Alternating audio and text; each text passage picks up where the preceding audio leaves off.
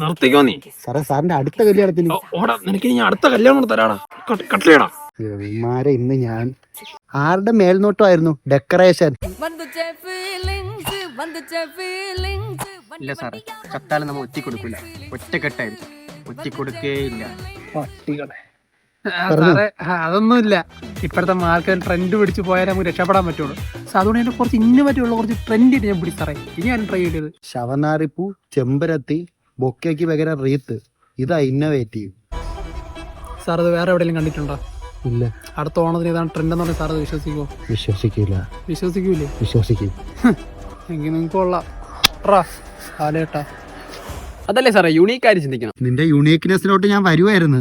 എടാ റിസപ്ഷന്റെ മുമ്പിൽ സ്റ്റാർട്ട് ഇടാൻ പറഞ്ഞിട്ട് നീ പോയി സ്റ്റാർട്ടപ്പ് ഇട്ടില്ലടാ. അയ്യോ സാർ സ്റ്റാർട്ടർ എന്നാണോ പറഞ്ഞത്? ഞാൻ വെച്ച് സ്റ്റാർട്ടപ്പ് ആയിരിക്കും. അതുകൊണ്ട് 15 രൂപ ബോർഡും വെച്ച് ചായ പൊടി ഇട്ടത്. അതിനാണ് നീ 15 രൂപ വാങ്ങിയതപ്പം? ഓ പിന്നല്ലാതെ. എടാ അവന്റെ കാര്യം വിട്, അവന്റെ സ്റ്റാർട്ടപ്പ് കൊണ്ട് പൈസ എങ്കിലും കിട്ടി. നീ എന്തിനടാ അരമുറി പപ്പടം ഒരു കെട്ട് ആ റൂമിൽ കൊണ്ടിട്ടേക്കുന്നത്? എന്തടാ നീ ചെയ്തത്? അത് പിന്നെ സാറല്ലേ പറഞ്ഞ പപ്പടം കുറച്ചുള്ളത് പിടിച്ചുവിടുന്നു. അതിന് അതുകൊണ്ട് ഞാനും അവരും പിടിച്ച് ബാക്കി വന്നത് ഞാനങ്ങ് കൊണ്ട് അവിടെ വെച്ച്, അതാണ് അത്രയും ബാക്കി വന്നത്. അതാ എടാ നിന്നെ ഒന്നും കൊണ്ട് ഈ ജോലിയിൽ ഞാൻ രക്ഷപ്പെടുമെന്ന് എനിക്ക് തോന്നുന്നില്ല.